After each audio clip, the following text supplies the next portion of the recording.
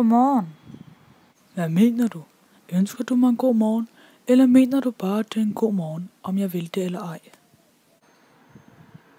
Eller fortæller du mig, at du har det godt her til morgen, eller mener du, at det er en morgen, hvor man vil være god? Vil det hele på en gang?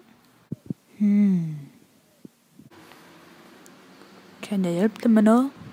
Det vil vise sig. Jeg er på udkig efter en, der vil med på eventyr. Eventyr? Der er næppe nogen vestfabrik, der er interesseret i eventyr.